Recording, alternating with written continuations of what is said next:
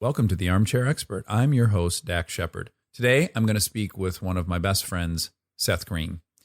You know Seth Green. You love Seth Green. It's impossible not to love Seth Green. He has been endlessly funny. He is very, very witty. And if you're in an interview with him, which I've been several different times, you have to really bring your A game because he might be the fastest mind in the West. He has a very successful show, Robot Chicken, that he produces and believe writes and directs. He is a voice on Family Guy. He, most importantly, was in Without a Paddle, where we met and fell in love. Let us regale you now with some of those stories. We get support from Quince. Have you been wearing the Quince linen shirts?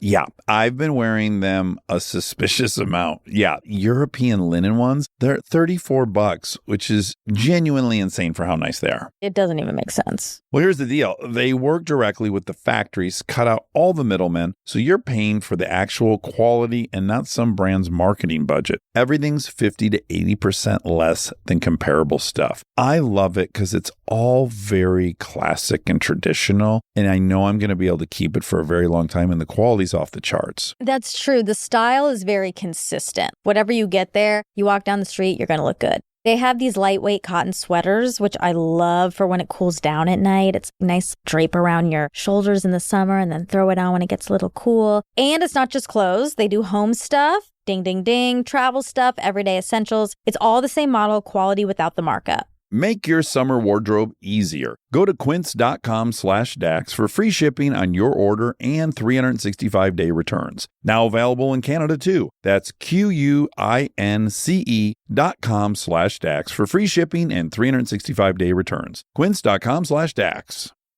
Let's talk about a condition many people haven't heard of, and it turns out it's more common than you'd think. Peyronie's disease, or PD for short. PD can happen when scar tissue builds up under the skin of the penis. This can cause a curve with a bump during an erection, and for some men, lead to pain during intimacy and may impact mental health. It may also lead to anger and frustration, depression, lowered self-esteem, and even withdrawal from sexual activity and physical intimacy. Because of this, some men could feel embarrassed or reluctant to talk about PD. The actual cause of PD isn't always known. In some cases, it may be linked to a minor injury or repeated injuries during sex or other physical activity. The good news is PD is treatable. If you notice a curve with a bump, a trusted urology specialist can help diagnose it and walk you through your options, including non-surgical treatment. To learn more about Peyronie's disease, visit talkaboutpd.com. He's an armchair expert.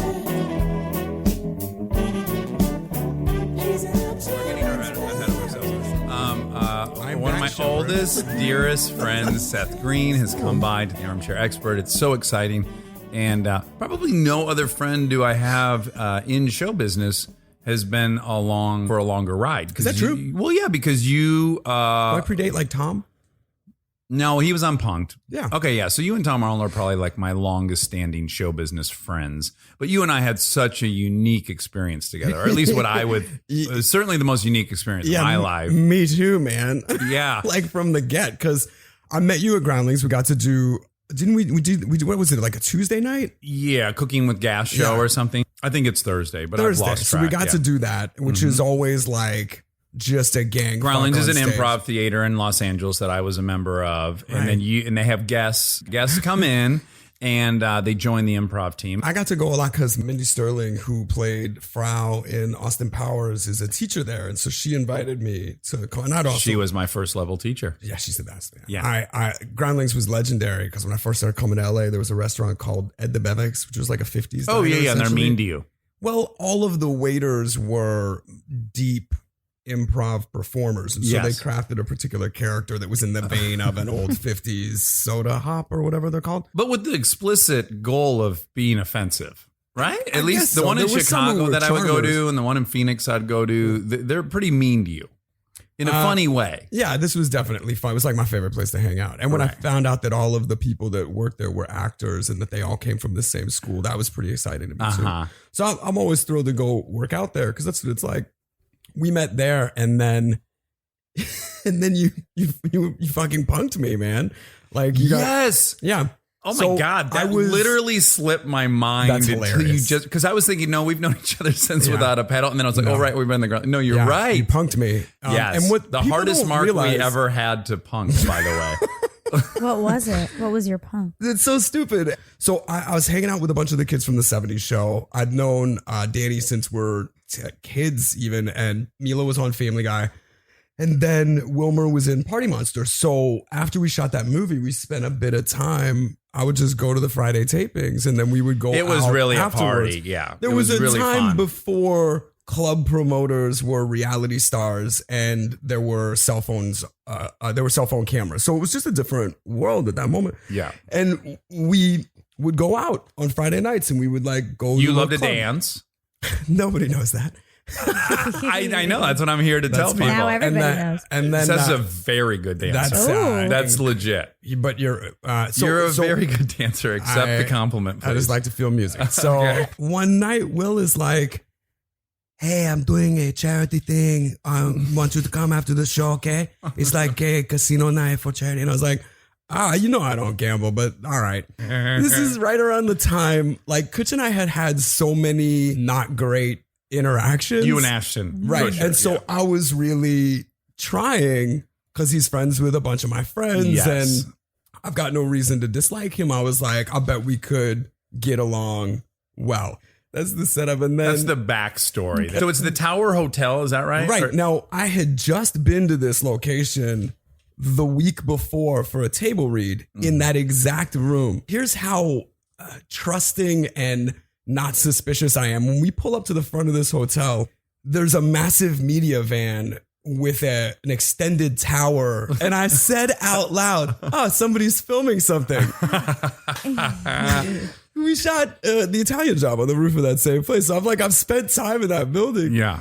Anyway, we go in and Erica's there, Erica Christensen, Who you were very who good was- friends with. Yeah, because she and I realized really quickly that we weren't gonna date each other and that we both liked a lot of the same stuff. And we're not great in crowds, but we like made each other a safe place. You know what I mean? Yeah.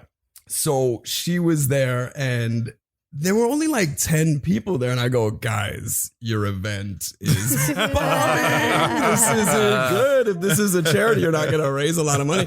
It's very well lit, this area that the event's happening, because we have to film. So for exposure reasons, it's inordinately bright in there. Right. And Seth Well, you should say immediately this. I noticed right away that the entire motif of the room had changed because suddenly there were floor to ceiling panel mirrors all over this room that were not there last week. And I go, "This is weird. It's like they renovated this whole fucking room." And then he starts trying to get the mood right. I In said, if this is a party, let's use the fucking music. Dim these lights, guys.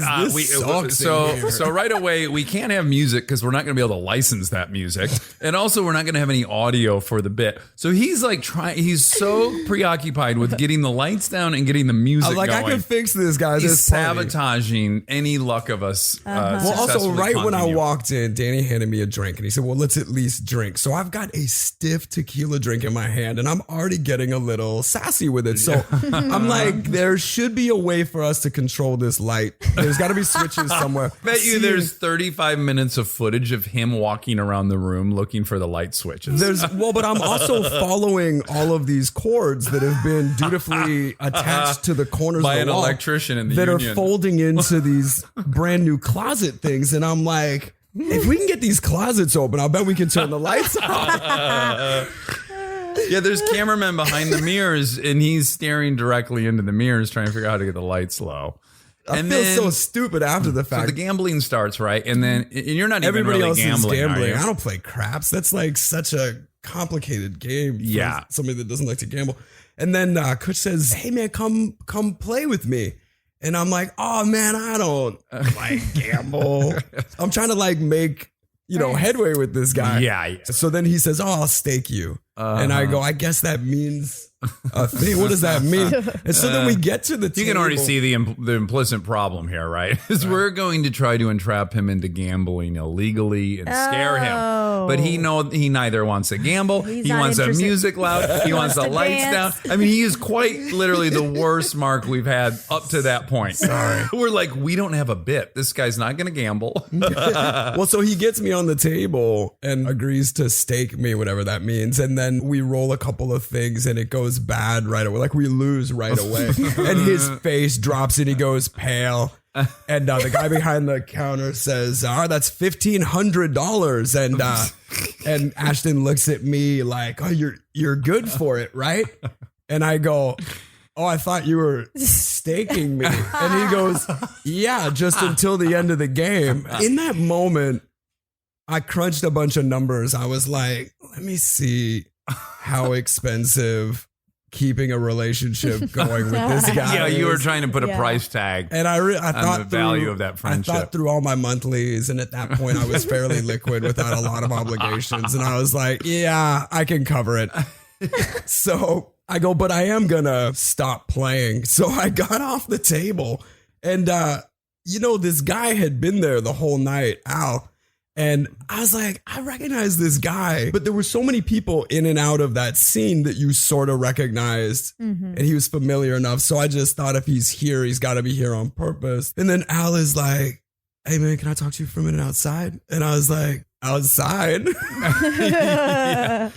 There's 10 people in here. Why do you want a private conversation on the other side? Because we of have a this great door? shot in the hallway that's well lit Right, that right, we right. need to get a close up for this. So he takes me outside, and like the first thing he says is, hey man, I gotta tell you, I really like you in Austin Powers or something like that, which immediately made me uncomfortable. And I was like, cool, thanks. And he goes, so I want to help you out. In 45 minutes, this place is going to get It was raided. that long. That's what the he said to me. timetable? He said, in 45 minutes, this place is going to get He must have raided. been off script at that point. So he said, I need you to help me. And I go, help you what? And he's like, whose game is this? And I said, I thought it was a charity game. And the truth is, I really could plead ignorant. I didn't know anything Yeah, about you anything. didn't understand And what then was he on it. started saying, I know these guys run an illegal game. I know they've been running a game in their dressing rooms. And I go, well, it sounds like you've got more detail than I do.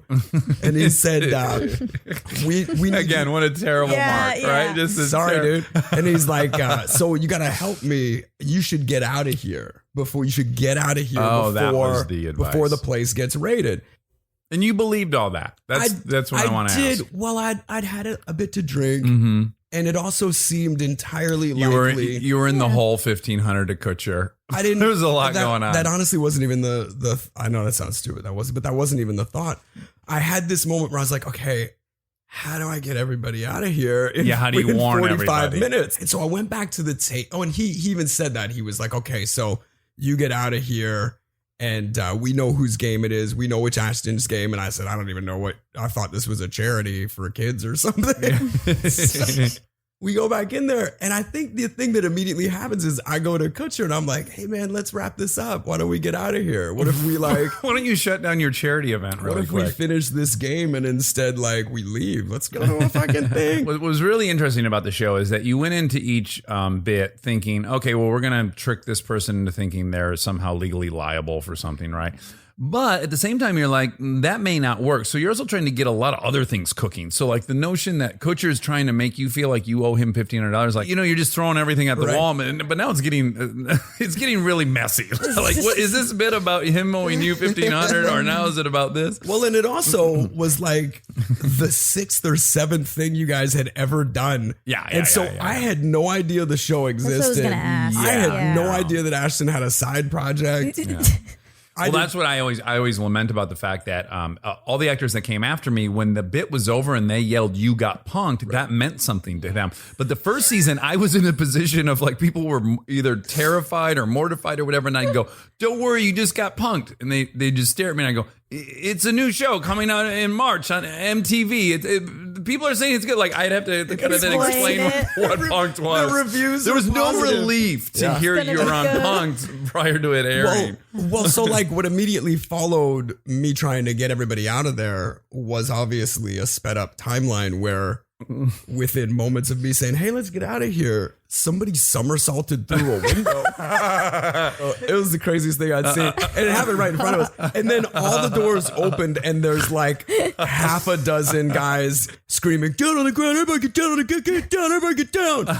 We're also walking a tightrope of we can't, we're not allowed to act like any official agency, right? So we can't say we're police, we can't say we're ATF, we can't say we're any. So you're hearing some bullshit, commission on gambling. That's what force we're with. And then we also are not allowed to legally. You can't ever let anyone feel like they're kidnapped or detained or can't leave. So you're also being very vague about your thing. It's like, please, if you're up for it, sit down gently on the floor in a comfortable, there's so many tightropes that That's we're so walking. funny knowing all the restraint that you guys had, because in my mind, again, I'm probably the only one in this room who's ever, not this room, but that room at the time, who'd been in handcuffs more than once. And I was like, all right, I know how this goes. So- Right. And that was the other thing in my head. I'm crunching, well, if nobody says anything in this room, even if we all get interrogated, they're not getting any information out of it. So this will all be a wash. And at worst, it's a long night, is what I'm thinking. And Dax confessed to me later, he kept his back to me the entire time. Yeah. Because he knew I'd make him, at least from a familiarity standpoint. In my mind, actually, I was like, there's no way that Seth Green remembers doing a show at the Groundlings with me. Mm-hmm. But maybe he does. Well, and the second the shit was over, you turned around. I was like, fucking you, dude. I was very flattered. Well, so we're all on the ground. And Kutcher and I are like a foot apart, eye to eye. And as I go down on the ground, I look him square in the eye and just shake my head, Ashley Judd Heat style. You know what I'm saying? I'm just like, not a fucking word, dude. And we all go home tonight, right? And in my head, I'm thinking this kid's got such a promising career. And then we're on the ground and Al walks around. He's like, this fucking game, I know it's the thing. And you told. And then he says to me, now, why don't you stand up and tell everybody what you told me outside? No. And I looked him in the face and I was like, why don't you tell everybody what I said outside? some colorful background, which is relevant, is if I had to say the defining characteristic of Seth Green from the second I met him, all through the times we've been friends, and it's only gotten emboldened by every decision I've ever seen him make. Integrity, number one. I've never met a guy with more fucking integrity. If there's one human being in the world that would never rat you out, it is Seth Green. So the notion that Does that make me criminally compliant? No, it just, in a weird way, without us ever even knowing why this would be the perfect scenario, is that all your actions up to that point in life, you have a reputation of integrity, and rightly so. And so it's just really ironic that of all the things you could have been accused of, is the opposite of who you are. Well, it made it easy for me to look good in the mix because I could just do. I thought you really shined in that episode. I think people were like, oh, he's a dude I want on a bank rob job. I had some very weird, surprising interactions as a result of that show. Or just people that I would have never thought would give me a second look. Were like, what's up, dude? Saw you get punked. Stayed strong. Yeah. But so very shortly after we shot that episode with you, the show aired almost immediately after. Yeah. Based on the success of that show, I started taking meetings around town. Yeah. I have a meeting at Paramount, blah, blah, blah. They're making this movie without a paddle. I had just made Italian Job with the producer Donald DeLine, and he told me they were developing this 3-hander. And did I want to do it? And by the time it got to casting these other guys, I had already done Scooby-Doo 2 and like known Matt Lillard for a long time and thought the world of him. And then obviously I had strong opinions about you. So when we got to read together. Wow. And specifically what happened is the studio was like, oh yeah, that seems like an interesting option. This kid from this show that's popular, maybe that's got some value. Yeah. But I had never acted in a movie ever. I had never had a screen test. What a risky long shot it must have seemed like at the time, but it was. It was a huge gamble for Brill and DeLine and all of them. But I would say you got me that role because once it got to the point where they're about to issue contracts, they go like, oh, fuck, we better find out if he can act. So it kind of went from I had all the right meetings. I had talked my way into the job. And then all of a sudden it's like, oh, wait, you got to do a screen test for Sherry Lansing. And now I get really fucking scared. You're gonna take this fucking compliment whether you like it or not. I was very nervous about having to read the script, and Steve Brill, the director, was really smart and kind enough to go, "Oh, you're really good at improv. If I can make this audition largely improv, I think you have a shot." But that very much required that long form Seth, in character improv. Yeah, in not character, just being funny. and then also moving the same beats of that scene forward. Yeah. And which is a skill, man. But that fell onto your lap because you were already cast and you were a part of my screen test, which was nice of you. But thank God you could improv so well, because there's a lot of brilliant actors who don't improv. That's just not the thing they do. And if they were in the situation like, okay, we're trying to get this kid this role, you got to improv with him, you got to join him. Right. They might have said, fuck that, or just would have sucked at it. So my screen test was largely improv with Seth Green, and it worked beautifully. And that's how I really got the job. Had it not been you in my screen test, I probably wouldn't have got it. Well, thank you. That's very sweet of you to say. But obviously, you got yourself that job by being awesome. Stay tuned for more Armchair Expert, if you dare. This podcast is brought to you by Squarespace. We've talked before about Rob building our website on Squarespace, and I bring it up again because it's a perfect example of what they do well. Rob had all the pieces, the content, the vision, the ideas, but he needed something to actually take all that and make it public facing. And Squarespace was that bridge. Maybe you're in the same spot. You've been developing something, a business, a skill set, a body of work, and it's been private. It's been yours. But at some point, you're ready to put it out there, and that transition from private to public can feel like a huge leap. Squarespace makes it feel like a step. Beautiful templates, built-in SEO, email campaigns, scheduling, analytics, everything you need to go from I've been working on this to here it is, come find me. All in one place, no code, no stitching together a bunch of different tools. So if you've been sitting on something and waiting for the right moment, this might be it. Head to squarespace.com/DAX for a free trial. And when you're ready to launch, use offer code DAX to save 10% off your first purchase of a website or domain.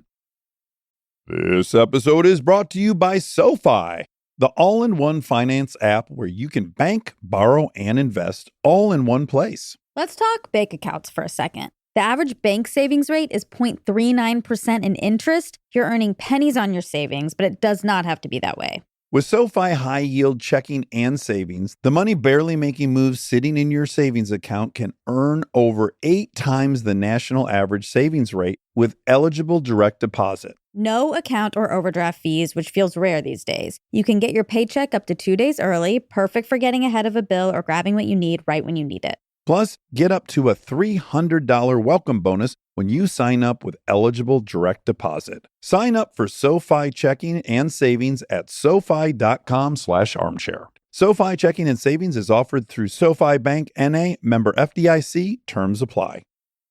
This episode is brought to you by ServiceNow. Look, I have my dream job. I get to talk to folks I admire like crazy and ask them virtually any question that I want to. I can't imagine a better way to spend my time. But even dream jobs have some not so dreamy parts, the stuff that gets in the way of the actual work. Now, that's where ServiceNow's AI specialists come in. They don't just tell you what you should do about your busy work. They actually do it, start to finish. Cases closed, requests handled, no extra work for you. So you and your team can focus on what matters most, which for me is, are they obsessed with male bodies on the same level as I am? They never are. To learn how to put AI to work for people, visit servicenow.com. They say the average person makes about 35,000 decisions a day. Big ones, small ones. What to eat, what to wear. What still fits. So here's one decision you don't have to think about. Fruit of the Loom women's underwear. Comfortable, reliable, no fuss. It just works every single day. Fruit of the Loom. Because simple feels really good.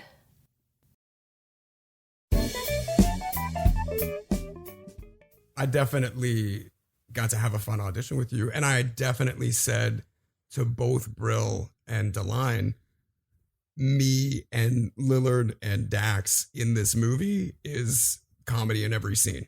Yeah. It's a guarantee. Yeah. Because all three of us are actors in the same way.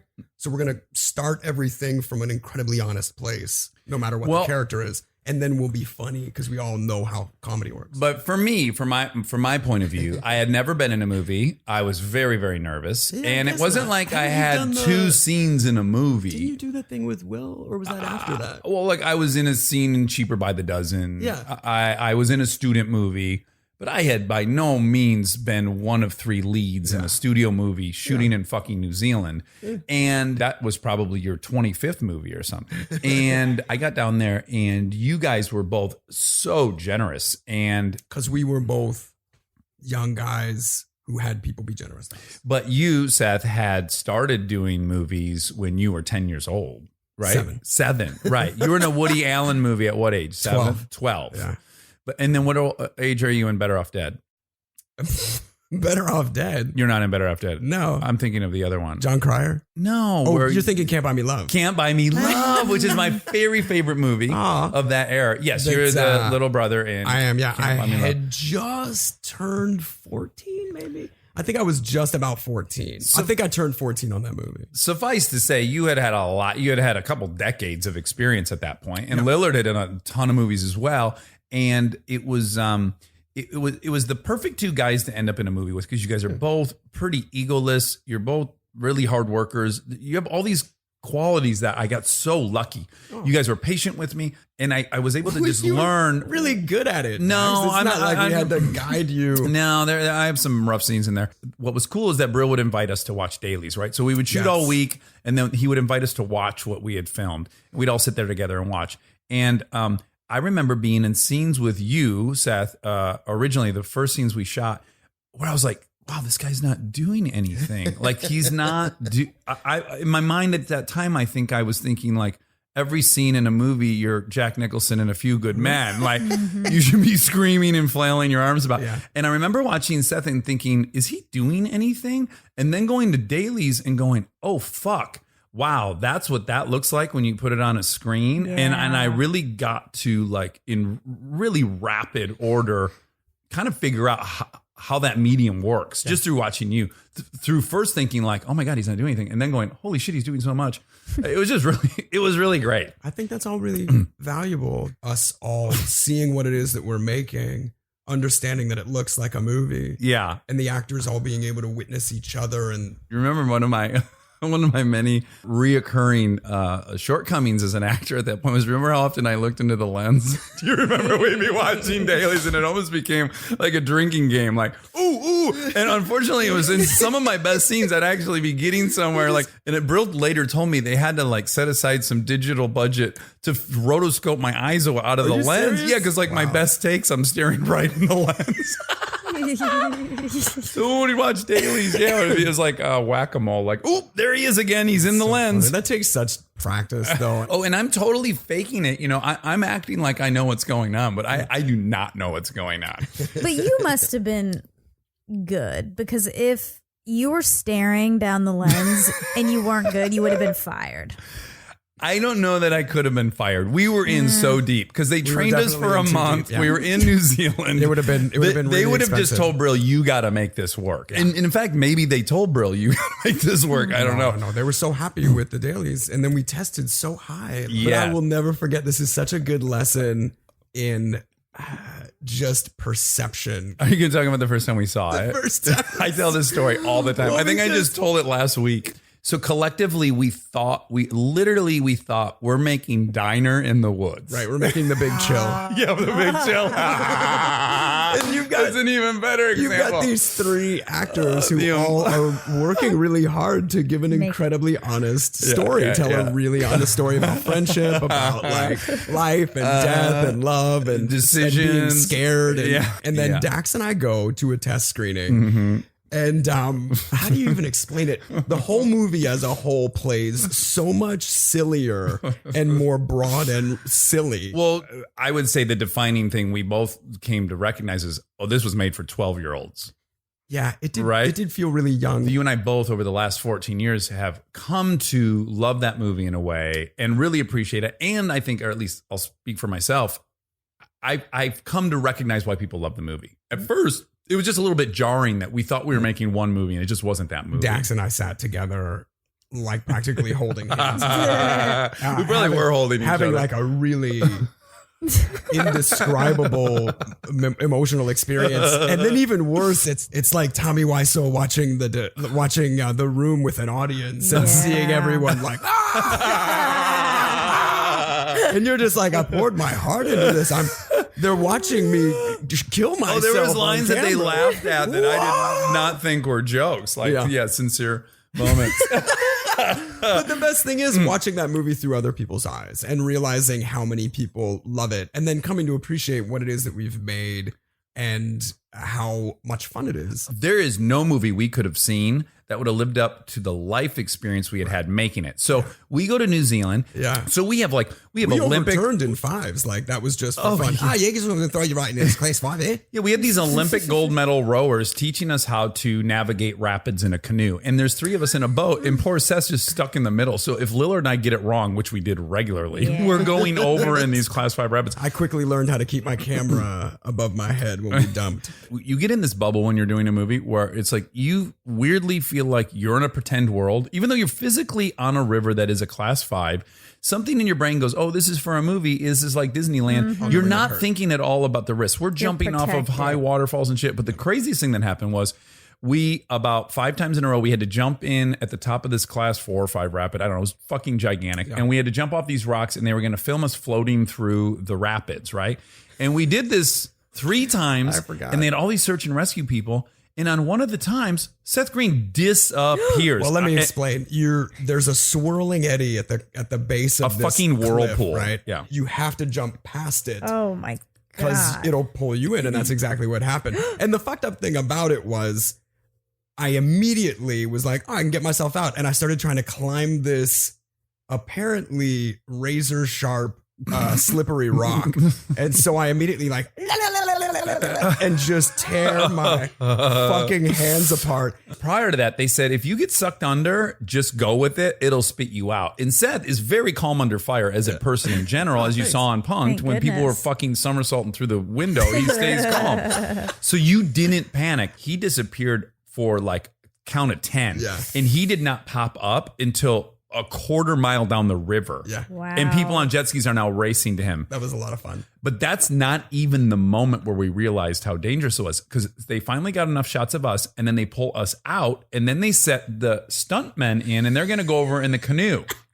They do the exact same thing we've just done 5 times, and a guy breaks his head open, has to get rushed to the hospital, is in the ICU, and this guy's an Olympic fucking rower. And we go, oh, Jesus, the Olympian just got hurt doing this. Oh, wow. So suffice to say, there was all these like really heightened moments that would never happen in your real life that were happening daily for us. We're working with a fucking real 10-foot bear that's 1,400 pounds, Bart the bear. That was Every day was something cuckoo. to date one of the more amazing experiences of my life. There was one moment that kind of trumps all of them for me, is that they kept Bart the bear in this horse trailer. And they'd keep him in there until it was time for him to work. Mind you, he is not nocturnal, but all of it is a night shoot. So he's grumpy as fuck, and they're feeding him a huge saucepan of coffee. Do you remember that? I forgot about They that. had the huge long saucepan. They're feeding him coffee and donuts. So he's eating sugar and caffeine. He's so irate. And so he's in this horse trailer, and all of a sudden you hear, and the horse trailer is rocking back and forth on 2 wheels. And Doug goes, oh, I gotta go in there. And Doug opens the door to a horse trailer. This thing's going fucking King Kong in there. And he goes in there, and you hear him screaming, no, Bart, no, Bart. And the fucking trailer smashing around and everything. And he's now pinned Doug under him. And then you hear, good boy, Bart. And then the trailer's completely calm. And That What was a job. amazing, man. it was so amazing. It was The amazing. life experience was so profound making this movie. And the 3 of us got so close. We rented a house together and we lived together. And it just was, it was the best experience of my life, I think. And then so, of course, no movie could they have played where we would have felt like had captured this thing we went through, right? Well, and by the time I got to the premiere, I appreciated. Come to terms with it. Yeah, I really had. Can I say what you said when we walked out of that screening. Well, Dax and I, like before the credits went down, I was like, let's smoke outside right this second. And we walked outside on the Warner Brothers lot and we like turned the corner and just put our arms around each other and just sort of laughed. Go, call the police because there's going to be a bomb at the box office. Do you remember that? You know, I honestly got dressed down about that after the fact. Oh, you did? How? Just sort of reminded about the way that word of mouth can kill something. Oh, both positive or negative, and that if you're a part of something, especially if something stands a chance of being successful, even for comedy's sake, there's no point in naysaying it. Oh, well, fuck. I've learned so much since then. Yeah, right. And also now I've been behind the curtain in a lot of different capacities on a movie, and I recognize all that stuff. But certainly at that time, that's not what I was thinking. I was just thinking. Me neither. Where is the big chill? Where's the big chill? We thought we had the big chill. I don't understand. They really focused on the fart joke. Press tour that they sent us on was to this day the most epic promotional tour I've ever been on. My folder says 5 weeks on the road, and it's all the pictures from each of the cities. Lillard was savvy because Lillard had just come off. Well, you were savvy too, but Lillard in particular was savvy about this kind of stuff because he had just come off of the Scooby-Doo movies that were super successful, and he basically said they at one point said we'd now like to add to the schedule every night that you're in a town you have to go to a baseball game and throw out a first pitch or go to the football game, whatever the sporting event was we had to do, and Lillard said, okay, we're willing to do that if you give us a private jet for the whole thing. Yeah. So now I'm 29 or 8 and I'm with you two idiots and we have our own jet. Yeah. And we're flying all over the country. Every That day was we're insane. in a new city. It's like we're in the Rolling Stones all of a sudden. And I was single at the time, so we had crazy, like, what if somebody got on the plane with Well, us? you and I both remember we fell in love with 2 journalists in Toronto. Well, love, I think, is fine. But we were definitely In that moment. in that moment. Yeah, we were definitely trying to take people with. Although it's really inconsiderate to assume that someone is going to leave their city or country on your plane. And then I remember we kept offering, no, we'll pay your flight back or a bus or whatever. And then no one. Do you remember the No first one thing I picked did leaving Van Nuys Airport? The very first flight, I think we flew to Dallas first, and I was like, 2 things, guys. I've never smoked on an airplane. I've never rode shirtless. So I took my shirt off and lit up a cigarette, and then we flew to Dallas. Was that one of the times we got them to 0G? I do believe that. It's Yes, the fucking greatest thing ever. So most which you pilots, talked the person into. Yeah, because Yeah, most that's of these pilots, especially for private, they're former military and they've got some Air Force experience and stuff. And so they'll climb to, like 30 or 40,000, 50 feet, go into a parabola where they steep nosedive for, 7 or 8 seconds. Like the vomit comet that they film all those. Exactly like that, which I have ridden on, by the way. Right. Yeah, you since got way into NASA, and that's probably when you did the I vomit. did. Well, vomit comet. that's that old conversation of like, how famous am I? Can I call Kennedy Space Center and go check out That all would their be stuff? a great reality show for us to do. How famous am I? And then we just cold call like the president of Paraguay and see if we can be guests of his at a dinner or something. That's how I wound up on Sesame Street. When we were filming Without a Paddle, I called my publicist and I was like, am I famous enough to do Sesame Street? But we're on this press tour, and not unlike Without a Paddle, where I had remained sober up until the last few weeks. I had been sober through this whole press tour, which was very hard because we're just landing in cities. You're on private jets. We're on a private jet, but at night you're at a hotel and they're paying the bill. So, everyone's drinking. It's a great time to drink. And I'm just watching these guys get to drink and have a blast for a few of the weeks. And then something happened. Our plane broke in Toronto. We had already been there one night. Oh my God, I forgot about that. And we were staying at the Four Seasons. They always put you up in the nicest place.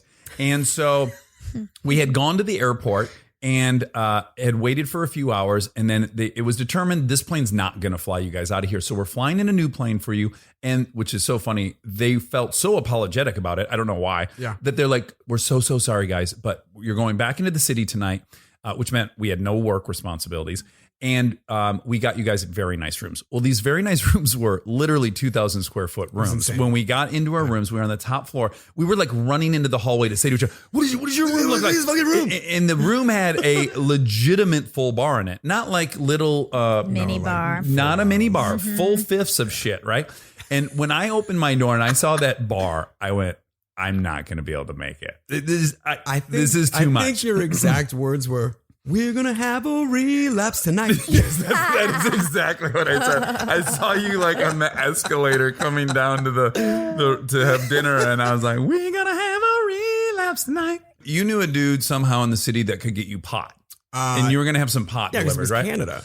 Right. And I said, oh, so you got a guy. I'm like, since I'm relapsing, does he have ecstasy? And you're like, oh, I'll find Sure. out. Yeah. This was some steep enabling on your part because, like, I said, I don't know if I'm going to eat any ecstasy. And then we're both at the urinal and you come behind my back, put your arm around my neck and pop the tab in my mouth. You were just complaining. And then you just, peer pressure. you lean into my ear. You're like, just swallow it.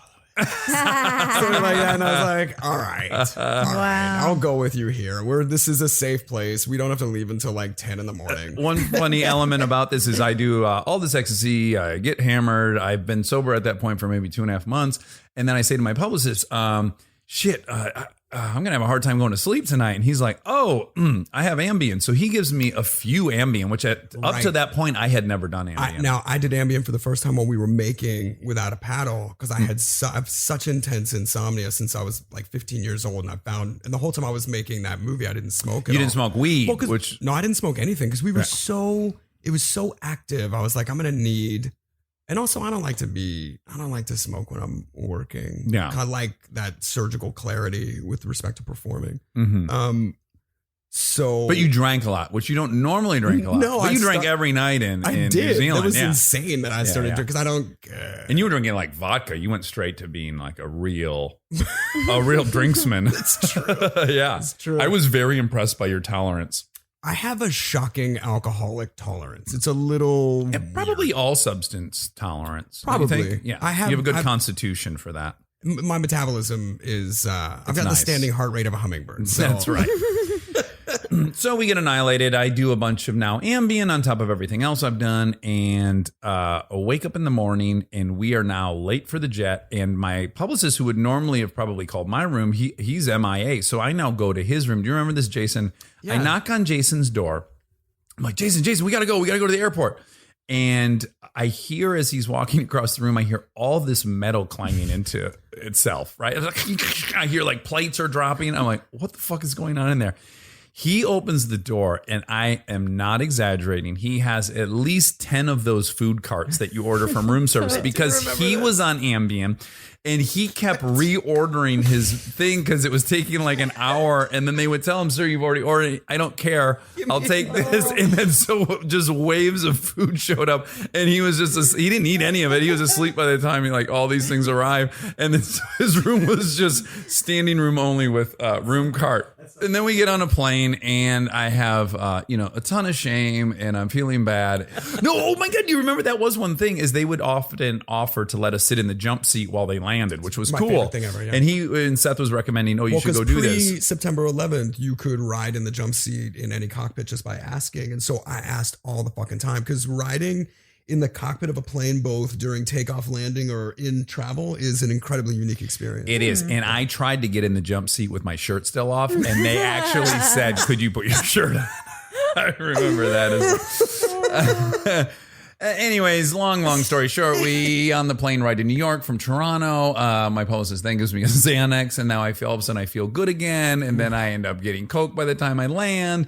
And then I go on Conan in basically a blackout. And then I was asked not to come back for several years. And then eventually they let me back on. It's good, Dax, because you got to get your shit together lesson before the scrutiny on you was so high that it was career ending. Yes. And the truth is you've got a long career ahead of you because you're a hard worker and you're talented. I was a hard worker. I question anymore. Really? Yeah. I get nervous as I get older that that you just don't try as hard? Well, I don't know that I have the fire. I don't know. I certainly, my ego, which is a very healthy evolution, my ego doesn't desire more success for the sake of success. Do you think you find so much satisfaction in raising kids that it's less compelling to create other things? 100%. I am so fulfilled by the experience of being a father. It gives me so much self-esteem. And I used to search for that self-esteem in my career.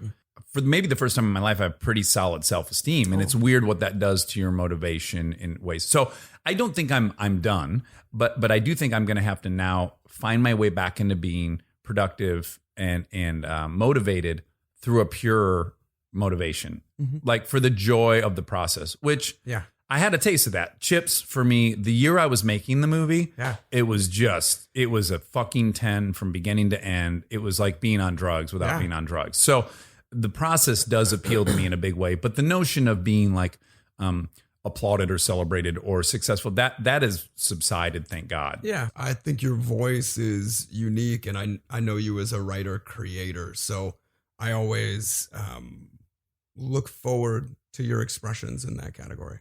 Yeah, there'll be more. I just think I'll have to adjust where I'm doing that. We did that movie. It was really successful by those standards of that day. It was like a $19 million movie that made 8 weeks in the top 5. Yeah. Yeah, it just wouldn't go anywhere. Yeah. And then it was hugely successful on DVD and stuff. You took that opportunity. You also had just done Italian Job, which was a $100 million movie. You know, you had just been in the Austin Powers movies. Like you were doing very, very well. And you took your cultural capital at that moment and you chose to start Robot Chicken. Not on purpose. I wasn't trying to do anything.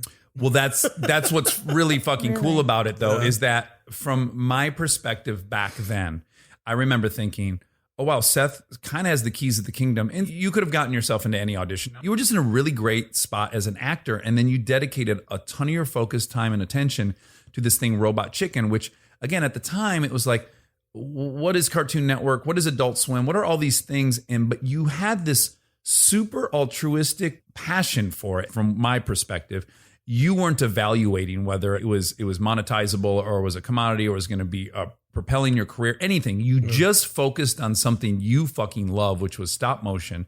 And I remember kind of thinking, God, is he going to miss this great opportunity?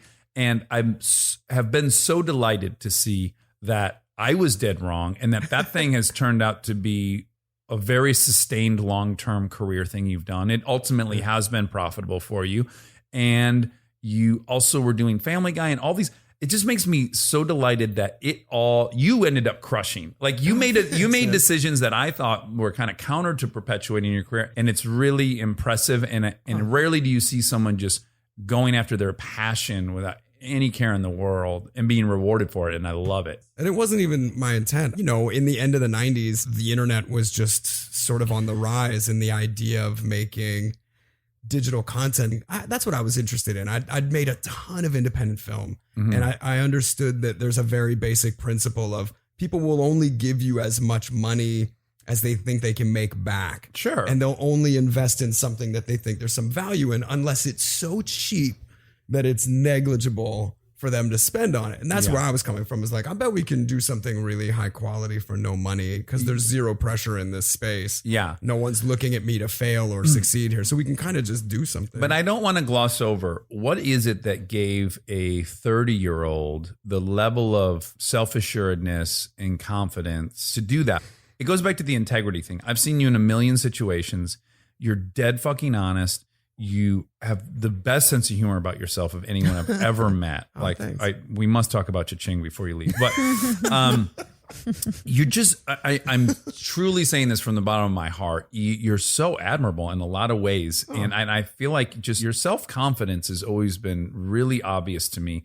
And why and how? You're a fucking actor. You should be an approval junkie. You should be chasing any kind of acclaim. Is it the length of time you had been in the business? Or is it just your character? Or are you filling your well with self-esteem in a way that has allowed you to not chase that stuff? I'm not trying to put you in a position to brag, but I'm just curious. No. It's more that I don't. It's not like any kind of confidence. It's just there's a certainty in some places. Like I've seen all kinds of people in all kinds of situations, and you think and plus I probably did a lot of drugs when I was young and got outside of self and had those, microcosmic experiences of connecting with the universe on a granular level to realize like everybody's the same. Everybody feels insecurity. Everyone, because I've traveled around the world, and everybody from the most desperate poverty to the wealthiest of opportunity, everybody has the same basic core needs. They just have a different way of getting and expressing it. So that makes me more confident that my place is just my place, and I don't need to try and be in somebody else's place, nor concern myself with their judgment of me, because most of these interactions are momentary, right? And then with respect to my work, I have seen over and over again the difference between a good audition and a bad audition, right? Mhm. And when someone is confident and certain, they make you think about it. They're like, oh, this would be cool Mhm. to work with. Trick yourself into being confident. Yeah, fake it till you make it. That's Yeah. with anything. Well, Monica and I both were just listening to a podcast where the guy said it is far easier to act your way into changing your thinking than it is to think your way into changing your actions. I thought that was pretty profound. Yeah, work from the outside in. Yeah, like this dude, he's was he LA Times? I'm sorry, a New Yorker journalist, whatever the fuck. He lived biblically for like 3 years to the letter of the law, and then he tried to become the healthiest person on planet, and he did that for 2 years. And he's just done all these experiments, and he said it's crazy how much acting those ways will change your mental state. Totally. Yeah. I read this really fascinating article, I believe, in the New Yorker. It was by a psychiatrist who had met with a new patient. And the woman he was meeting with, he's going through this laundry list of things. You know, how much do you drink? How much do you do this? Blah, blah, blah. And she didn't really drink. She didn't do drugs. She was a very successful woman. And she said, all I do is I chew this nicotine gum. I chew a ton of them, probably like 24 a day or something. And he goes, in his however many decades of being a psychiatrist, he has started to notice that he can diagnose people's mental condition by what recreational drugs they use and what effect they have. So if he has a patient who does cocaine and can fall asleep, he knows, oh, that person has ADHD, because only people with ADHD can take Ritalin or a stimulant and then fall asleep.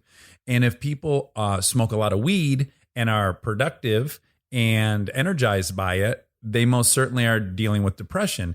And he said, what's fascinating is that people find their drugs that they need, that we offer some. We have Prozac, we have SSRI inhibitors, all these different things. They're just drugs we made, and people seem to find the drugs they need. So for me, I think that happens to be nicotine and caffeine. I've just always been on it. When I'm off of it, I'm very negative and have a hard time on planet Earth.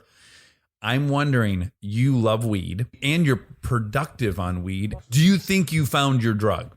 To the extent that I need any kind of drug, I will when I'm like the whole time I was shooting this when I was directing the movie, I just didn't smoke. I just didn't. And did you have any did you have mood swings during that, or no? You're pretty high from making the movie. I was real high from making the movie. Yeah. But you know what's funny? I didn't smoke pot till I was in my mid-20s. Oh, really? Yeah. Oh, I didn't realize that. I had been battling chronic insomnia since I was 15. Uh-huh. And I just didn't drink. I told you, because alcoholism was real in my family. Yeah. And I didn't smoke pot just because it felt dumb. Yeah. Like stoners, like, dude, Yeah, it just didn't seem cool to me at all.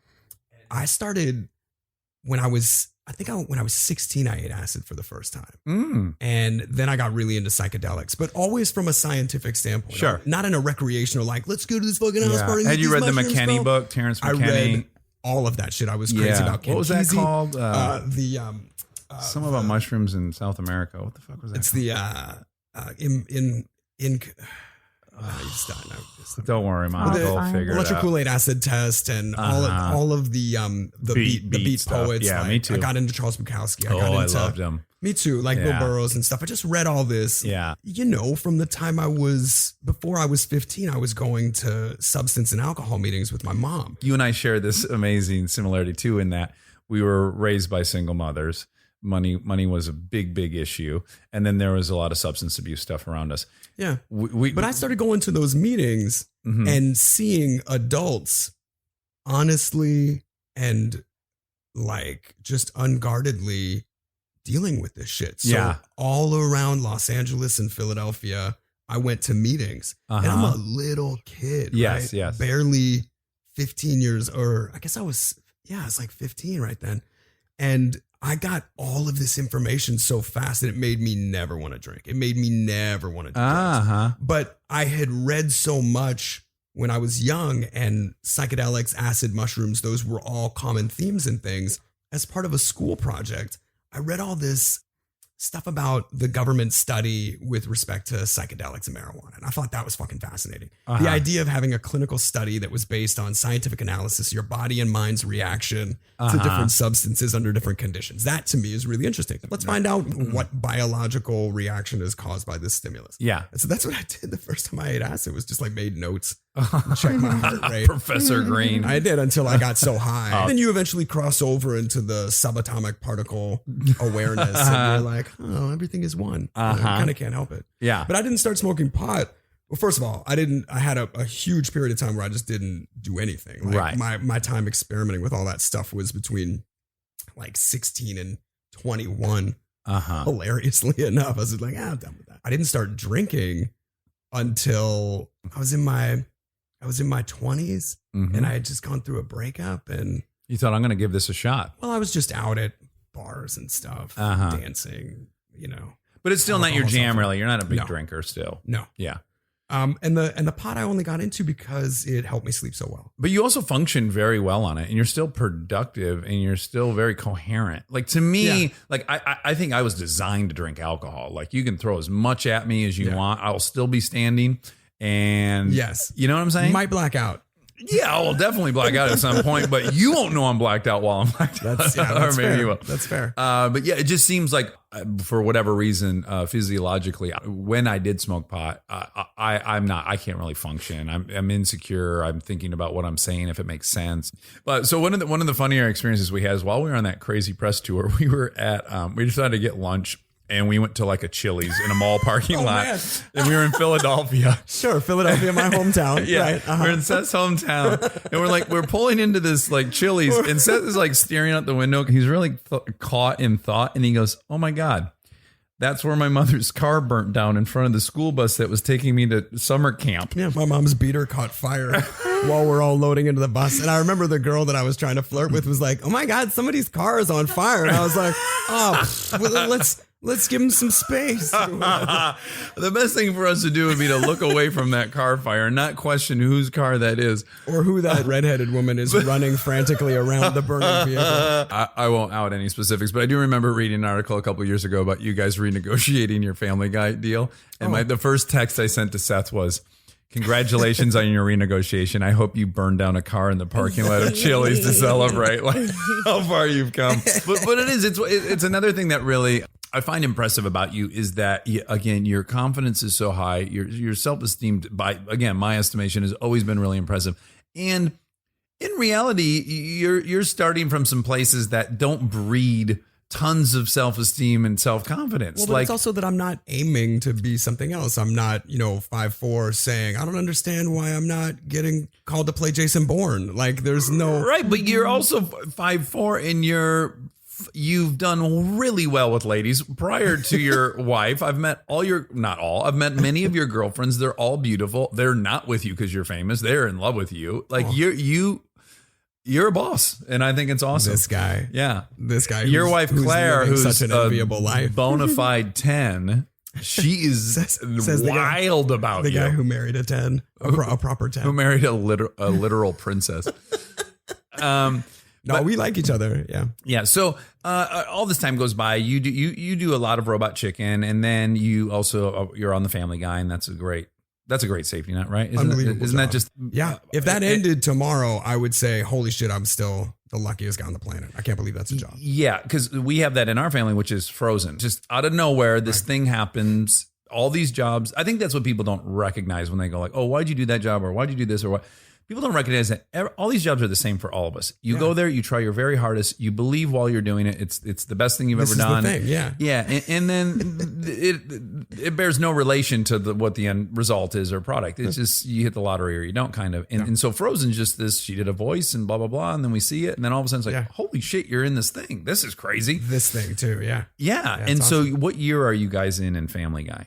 This is our 16th season. Oh my God. What the fuck? And it's a hit still, right? It's still like a giant show. We recorded our 300th episode. Oh my God. It's insane. And so how has that helped you make the decisions you've made? Well, I've never been the type to live beyond my means. No, you're very frugal. I remember when we were doing Without a Paddle and you came to the table read and you were driving a fucking Honda Civic and all I care about is cars. And I thought, look at this guy. He's a bona fide movie star and he's driving a Honda Civic. It was manual. It's really good for you. And remember, I was driving an Escalade and you go, whose douche mobile? Or what did you say? Whose dickhead mobile is this?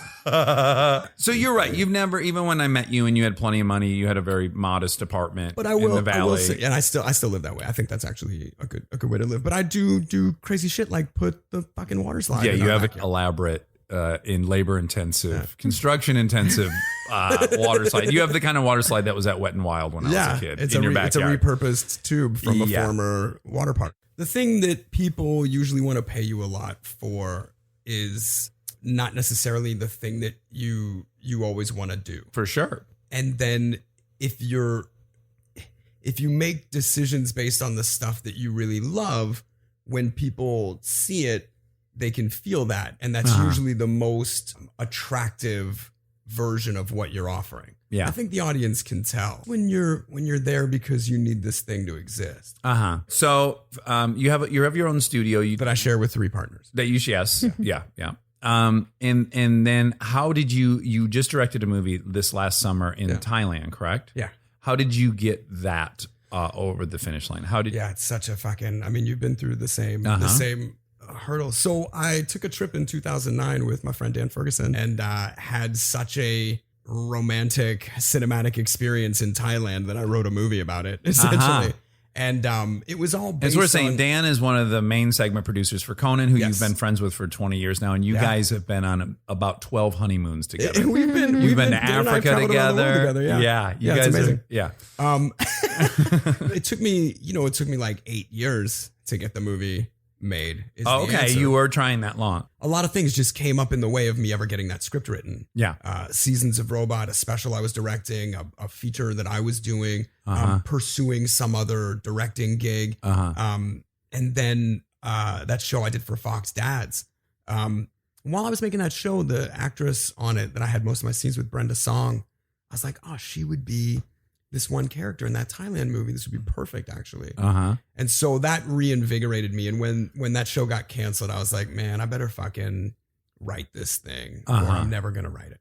And so from that moment, I started writing drafts. I went to Vegas. It seems like the single worst city in America you could go to write. You went there to write? I don't have vices like that. So what Vegas provides for me, the hotels are incredibly quiet and I like to stay high enough that you can see the whole place. And then also, it is the only place I know in the country where you cannot leave your room for 7 days at a time. No one calls the cops, and you can literally have anything you need delivered to your room. Point. And so, since I don't gamble, since I'm married, since I'm not like looking to do a shit ton of drugs, I'm going there to focus. It becomes an incredibly valuable space. I've actually gotten a lot of writing done now. Interesting. I've always taken the opposite approach, but now you've got me intrigued. I don't think you should go to Vegas. I think I should go to Dubai to write. Yeah. And I workshopped that draft for a while. I had a producer attached to it, and I put a plan together. I met these producers in Thailand called Living Films that have been making movies out there for over 25 years. Are they expats or they are Thai? Yeah, one guy's American, one guy's German. But they both have Thai citizenship. Okay. And they're just plugged in and their heart was in the same place. They liked this movie. They wanted to help us make it. We knew there was an absolute maximum that anyone would spend on this movie the way that I wanted to make it. And I was really fighting for a particular cast, which meant that I could only spend so much on it. Yeah. And that was it. I met with like 40 financiers. I made Hit and Run for $1 million, which now I'll tell anyone. But at the time before it came out and I was promoting it, I was in this weird position where I actually didn't want to say it cost $1 million because I didn't want people to get their expectations low or think like, well, I'm not going to go spend $12 on a movie that costs $1 million. I had all these, It's all the ways to think yourself out of just letting people receive it. I've been doing my best because this is already not what anybody's going to be expecting from me, which is hard for me. But I've spent 30 years making movies, and only in the last 10 years, the first category in my hyphenate is comedian.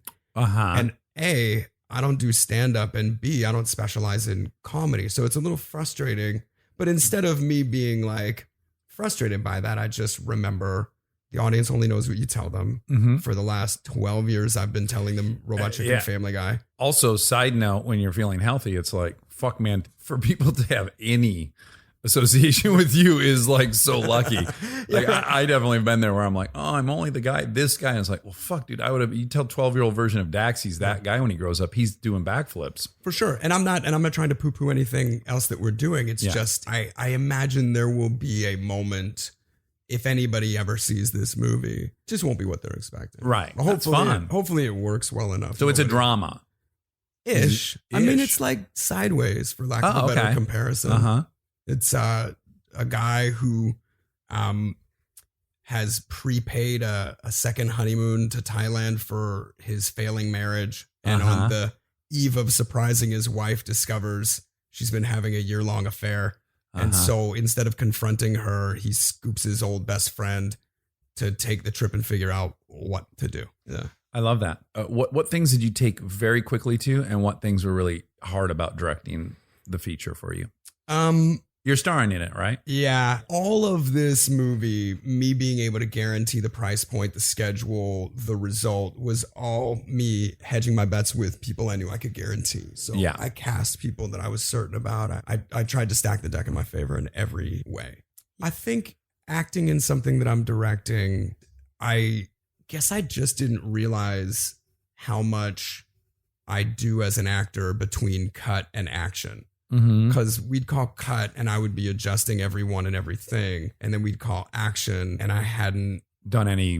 I just was thought of your own. I just was not rooted correctly, and so I made a point of not calling action so that I could give myself that like rolling moment of settling.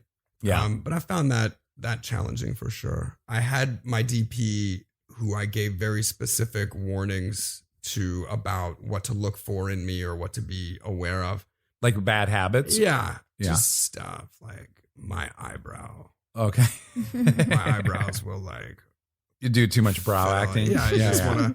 Bracting. The more still you can be, the better. So I never have had this on a movie that I've made. I think because I've written those things and I really knew them so inside and out. But Parenthood, which I directed that show, and I didn't write that show. And as an actor, my job was harder on that show than it was in anything I've written because I'm interpreting someone else's language. So there was a moment where I had done something as an actor in a scene in Parenthood and it was the episode I was directing, and it sucked. Like, we did it, and then I watched it, and the camera shot I had designed wasn't working with this thing, right? That's the only time I've had this where I got super self-conscious, like on set. I'm both struggling as an actor in the scene, and now I'm also struggling as the director to figure out how to fix what is clearly a poorly designed shot. And now people are well, maybe you should this, and maybe you should that. And that was very spirally. Like, I'm like, I need to step over there, get my shit, find my confidence, and come back. I need to first make the decision about the acting, and then I'll make the decision about the directing. But that was one little spiral I had where I got super self-conscious. Yeah. I had the benefit, making Robot Chicken for so long and producing on the scope of shows that we have under the studio banner. I've gotten to be in the position several times of having a room full of experts that we've hired on purpose start to all offer solutions to any given problem.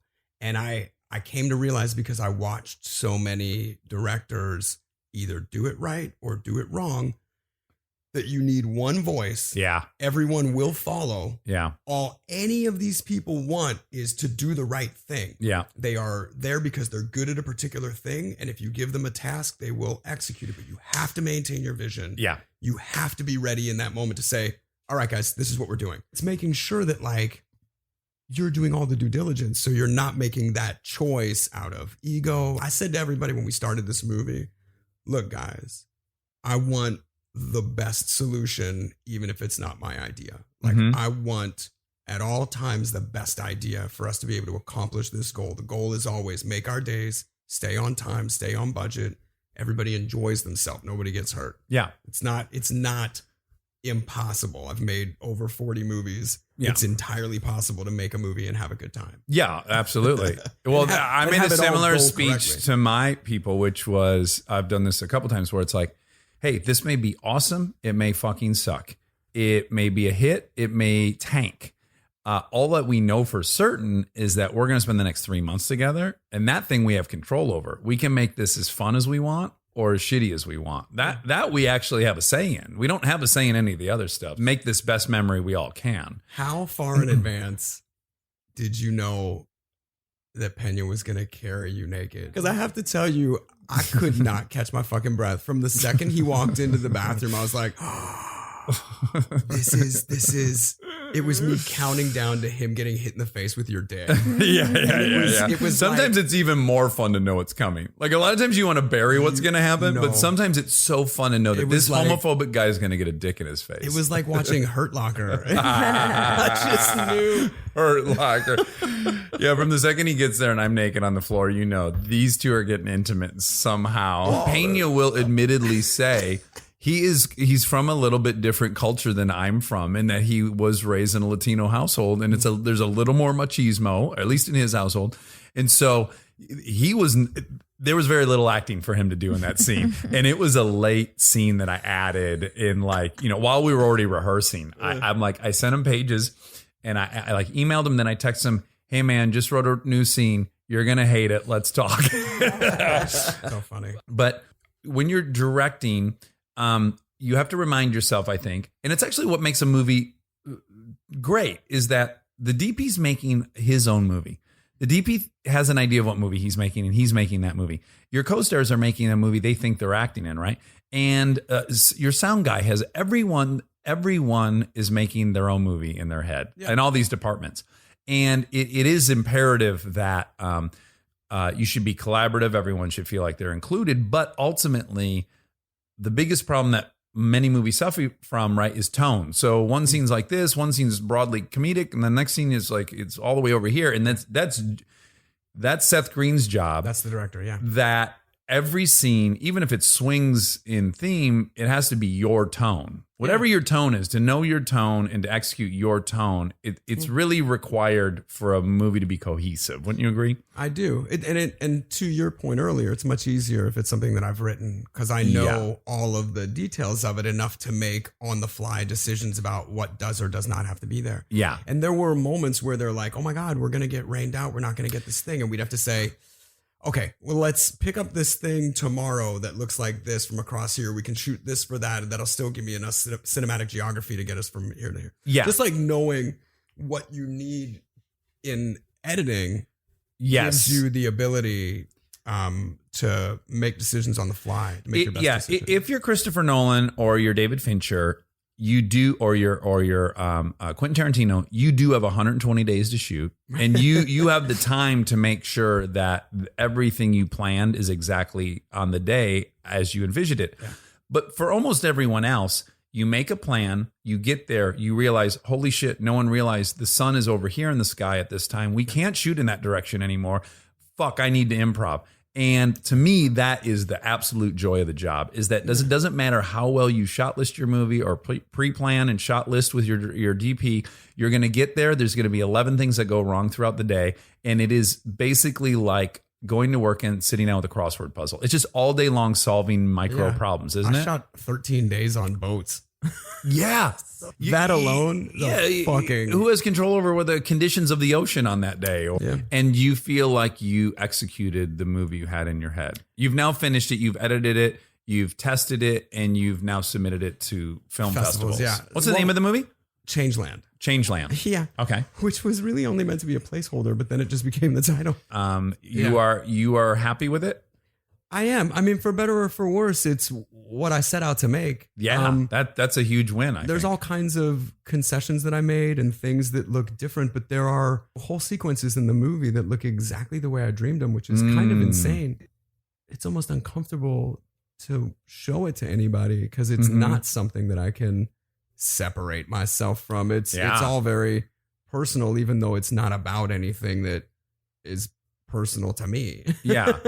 And did it make you want to do that as much as you possibly can now to direct? I definitely like directing film. I don't imagine that I'll do a lot of directing for hire. I think it'll be something that I've been involved that you write again or you either develop. Something I write or something that I help develop. But I also, I love acting. You know, that's really my favorite thing and the thing I wish I could do more of. Still. Yeah. Really? Yeah, and that's what's funny is the more I meet like friends of mine I've had for a long time, most of them have sort of gotten less and less interested in acting and more interested in other things in their lives. Yeah. Most of the kids that I knew that were actors are far more interested in either directing or running their lifestyle brands. When their lifestyle brands. Yeah. It's still my favorite thing and still the thing that makes me feel the most like myself. Like I've said that a couple times that I've never felt more like myself than between action and cut. Yeah. Like that's really when everything makes sense for me. Well, I would imagine too, if you go back to your childhood and there was a lot of uncertainty. And I think like me, you had very little say over your environment as a kid, right? Yeah. And then, ultimately it doesn't matter if you're 4 years old, when they yell action, you are in charge. Like it's up to you to make all those decisions and you pretty much are in full control. That's funny. In those moments, I right? really thought about it from that perspective. It is a really wonderful moment of total control. That's interesting. I kind of feel like there's so many things out of my control when I'm performing. Just me. I'm the only thing that I have control over in that moment. But that's also kind of the alchemy of it is you get to make something real with somebody else. That's really my favorite. I think I'm just good at playing pretend. I had a lot of fantasies about what this career would be if I succeeded at it. And I had told myself, how money would make me feel. I told myself how approval from strangers would make me feel. Those things fell dramatically short of my fantasy. Yeah. The thing I never even thought about, which is ultimately the single best part of this job, is that I'm in most part surrounded by other people who left their town to come pursue this thing with their whole heart.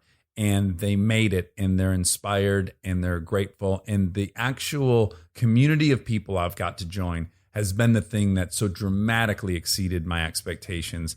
And you are certainly at the total height of that list for me. Oh, thanks, you man. have just always just brought me so much pleasure. It was so fun to work with you. It's like the highlight of my Me too, acting buddy. career. I tell And people all the time because we got to hear BR talk about falling in love with Sally Fields. Burt And that's- Reynolds, yeah. That's what he said was, just watching that movie. People just saw us falling in love on film. And I Uh-huh. always thought about that with Without a Paddle. Whenever someone is like, I like that movie, I said, well, you just watch the three of us falling head over heels for each other. Absolutely. That's what that movie That is. we were viscerally in love with Our each love other. story, It was yeah. contagious, I think, if you were in the audience. So fun. But to that point, you were someone that I have deep gratitude for having met, and you are the highlight of this job for me, Oh, buddy. and all of our many wonderful friends we share in common. Well, Dax, you know how much I love you. I think I've Yes. always been one of your biggest fans. I think we've kissed before, right? We're we drunk in New definitely had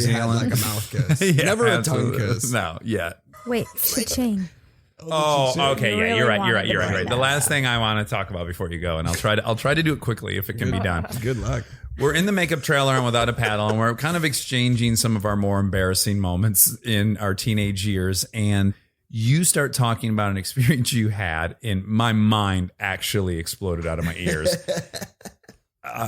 Growing up in Michigan, the two biggest commercials of all time in Michigan growing up were Where's the Beef campaign and then this Cha-Ching campaign, which was a Rally's hamburger commercial. Yeah, also called Checkers in some, Checkers, parts depending of on the country. where you were at in the country. And this kid would be behind the counter. He'd be ringing people up and he'd go, 2 hamburgers, 1 small fry, Cha-Ching. And it was so popular that in Detroit, the Pistons at that time were the champions, and Dennis Rodman was one of our big stars, and he had Cha-Ching shaved in the back of his head, and he drove a Jeep that had an airbrush Cha-Ching. You can't imagine something being more ubiquitous than the term Cha-Ching. Come to find out in the makeup trailer that you were the fucking kid in the Cha-Ching commercial. And when you said that and I looked at you, I went, oh my God, that is you. That's where the story begins. Because as I recollect, you had shot this commercial.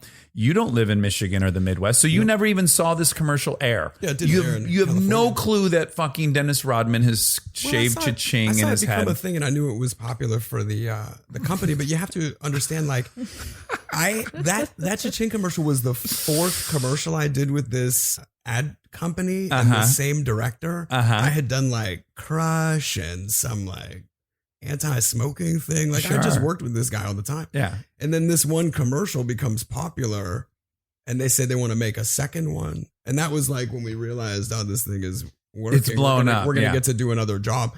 And then rallies started bringing me to their like flagship locations. And the biggest thing that happened was I filmed their industrial, like their training video. Oh, okay. Like it got really silly. Yeah, you were soup to nuts for the Rallies Corporation. The biggest thing was they called me, and I don't even think I was 18. And they said that the New Orleans Saints were playing in the wild card playoffs against the Oakland Raiders at the Superdome, and would I come lead a cheer at the Superdome? And they would turn it into like a weekend. I'd go visit like hospitals. They put you up at a nice hotel, first class airfare. Yo, you don't even know. Like my first day checking into that hotel in the French Quarter, I'm at the desk and there's like complimentary jambalaya or something. They're getting my getting my key situated, and across the lobby I see Richard Simmons, and I said, holy shit, that's Richard Simmons. And I'm so excited. Yeah. And he's looking at me, and we're 50 feet apart. He is giving me the ugliest stink face. Like, who the fuck is that? Really? And I realized that he wasn't happy. And so I like got so super hot and like turned away, and I go, Richard Simmons is like mad dogging you. And they said, well, the hotel gave you his suite. Oh, I didn't know that part. And of the I even story. said, I don't want it. You can have it. I don't want it. And so, but even though you knew that the commercials were successful, you did not realize that all of the Midwest.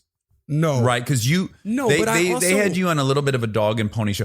The reason I know this in such detail is there is a video because you were coming down to lead this chant. The local news did a piece, a little slice of life piece on you, and they followed you through New Orleans, and you are, I think, 16 or something. Yeah. And you're in a trench coat phase. Sure. You had a trench coat on. Yeah. And you're walking down Bourbon Street, and super drunk, humongous middle-aged men are screaming at this little kid. Cha-Ching! Like right in your face, screaming everywhere you go. 4 armed New Orleans police officers with me at all times. I just imagine how surreal it would be to be 16 years old and to travel to New Orleans and everyone you're seeing screaming Cha-Ching at you. From a commercial. But also remember that at that they gave you the key to the city, right? They did. But they did. But Dax, at that point, you know, I was a series regular on an ABC show. That's the best part, is that the news decided it was a much better story that you were a nobody. They say struggling actor Seth Green. Yeah, but and you were on a sitcom at the time. I had this amazing anonymity as a result of it. Because the Cha-Ching thing was so uniquely popular, it didn't have any place in normal reality. So it was entirely separate. Like my career as Seth Green, the actor, was entirely separate from the myth of the Cha-Ching guy. Yes. And I got to speak this, like I got to, because I was so aware of the falseness of this like insane adulation. Like none of that was real. That was all like this momentary pop sensation. Yeah. That wasn't even my legacy. That was just this thing. No one would even connect that to me. They didn't. People were like, you think you're going to give this acting thing a try? And I was like, buddy, I shot a movie with Woody Allen. What are you I was on Johnny Carson 5 years ago. Which, by the way, Seth, if you're bored, please go down a Seth Green YouTube rabbit hole. It's one of the best because you'll discover this video about the New Orleans Saints. And then also you'll see Seth Green on Johnny Carson wearing really tall Converse. That was when the Converse that were really tall were popular. I had my Bugle Boy jeans pegged above my calf at the time. That's some pretty bad. But it's so epic, that you had been a guest on Johnny Carson, talked to him, and then this local news anchor is like, hey, kid, you think you might stick with this? Yeah. Well, that's what, like I said, it gave me emotional plausible deniability. So I wasn't really affected by the highs and lows of being the Cha-Ching guy. It's just like another part I got to play. But I know you intimately, and then also to watch this news story on you and to see that you're doing a great job of navigating it at 16 years old because it's such a bizarre scenario to be. Silly. They're parading you around a city like Mickey Mouse, and people are screaming at you, and you're getting the keys to the city, and clearly you don't love you don't love your catchphrase Cha-Ching. Yet when it's fucking game time, you go out on the field and you went for it. Because the show must go on, Dax. There was no plan. And I quickly realized as I turned to all of the New Orleans cheerleaders, they were like, we'll follow you. And I was like, I don't have a fucking plan. What are you talking about? And he went out there and he's doing the splits, karate kicks, Are you screaming doing Cha-Ching. Cha-Ching? Oh, Yes, you are. he's screaming I Cha-Ching basically over and just over again. acted out what I did in the commercial. Okay. Like an Aikido kata with Cha-Ching as my battle cry. And 90,000 people are losing their shit as if Miley Cyrus is performing. But that goes on for like 7 or 8 seconds, and then everyone's like, all right. Oh my God. Insane. But that's so evolved to be 16 and on a show and to be like, I guess I'll go with this. Yeah, to play that role. Yeah. He was. That's what I'm saying is I would have been defensive when the guy treated me that way, and I would have been telling them about my ABC show. This is the exact point I'm making, is you somehow seem to have had this crazy North Star even from being young. It's impressive. It is really impressive. Oh, thanks. Yeah, very few people can inhabit the shoes of the Cha-Ching guy with such aplomb and grace. Well, I would like to be able to do this for the rest of my life, and I've seen what it takes, you know? Last thing I think is really one of the best stories you ever told me is that you went to the MTV Movie Awards one time. By the way, please feel free to bring up any humiliating story about me. But again, it's one of my favorite parts of your personality is that you embrace all of your comedic. You try things at different But you points. went one time to the MTV Movie Awards and you wore a tuxedo shirt. Am I remembering that correctly? There's 2 different things that I did. Okay. Because I was trying, because, you know, they were like, be funny at this thing. But one of the times I got to go to the MTV Awards, I was like, it's a rock and roll thing. I've seen people wear rock and roll shit. I wore some leather pants. Leather pants. To the MTV Awards, and I saw the pictures of me with the leather pants, and I was like, what the fuck are you even doing? There's no playbook. It's so hard. And you're young. What are you going to do? Yeah. And then the other time, Q-Tip and I was so excited. I'm on stage with fucking Q-Tip. Yeah. And they pitched Q-Tip this from bit, Tribe Called Quest. Tribe Called Quest, yeah. So they pitched this bit where I've got like a full prosthetic, like sexy bouncy boobs. Okay. And we're introducing like what a fucking Jason job. Derulo or somebody, or I can't remember who it was. Somebody with abs whose like whole thing was him with no shirt on in the video. Yeah. And so they're like, they wanted me and Tip to be like, oh, this guy, he's so ripped. Well, I'm not afraid to take my shirt off. And then in the copy, we both take our shirts off. Right away, Tip is like, I'm not taking my fucking shirt off, man. Yeah. And I said, I'll do it, but it would be funny if I've got like photoreal boobs. And then this is a joke Then it's and a not bit. just me taking my shirt off, which I'm not interested in doing on stage. Yeah. So they went down to Venice Beach and Lickety Split got me one of those illusion shirts that looks like a muscle. bikini top. Uh-huh. Right? and so I've got that on. And Oh. on stage, I like did this bit, this quick change, pulled this top off, and it just bombed. It just like didn't fucking work. And I was like, man, trying to be funny instead of just it's dangerous. introducing Yeah. whoever it was. The stakes are high. D'Angelo, that's who it was. Oh, yeah. He did have an incredible body. Yeah. But particularly when you say his name immediately, he had arrows. He had the most pronounced arrows I think I had seen up until that point. Yeah, he only drinks water and then runs wind sprints 100 times a day. Yeah. And it pays off. Well, Seth, thank you for coming and being so honest and open and self-deprecating and lovely. Dax, I'll tell you that's one of my favorite things about you, and I think the reason we've been friends so long is that you have been exceedingly often painfully honest. And it's I'm an overshare. Yeah. No, not really. It's more like you're very willing to make certain that all humans are experiencing similar things. And that's incredibly compassionate. Thank you. You know, I kind of have the opinion, I think this comes from being in AA for so long, is that I've heard people share triumphs a lot and I've heard people share failures a lot. And I have always learned a lot more from people's failures than their triumphs. I can't relate to what's his ass winning the Tour de France 7 times in a row. I have no relation to that. But the fact that he lied and lived with a lie and perpetuated a lie, I can relate to that. Right. That, you know what I'm saying? And now I'm deeply interested in that guy. And now I actually feel like I have something to learn from him. How does he navigate that? That's appealing to me. And so I think that's why we both love Jay-Z so much. Yeah. He's probably our number one, right? Like and if you've ever he's seen earned that documentary, I think it was called Fade to Black. Fade to Black. Yeah. And to watch how that motherfucker writes songs, Impressive. I've never seen anything like it. Yeah. He listens to a fucking track like for 20 minutes and then walks into the booth and says those rhymes that are so intricate. The references are so deep. God Smart. damn.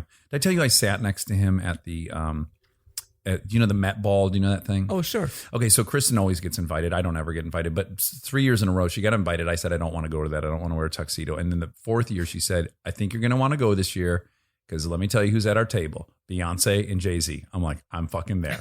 The whole 3 weeks leading up to it, I am whipping up this fantasy. I'm going to blow his mind. He's going to like me so much. There isn't a chance in hell that he and I aren't going to be like he and Chris Martin. We're going to be thick as thieves.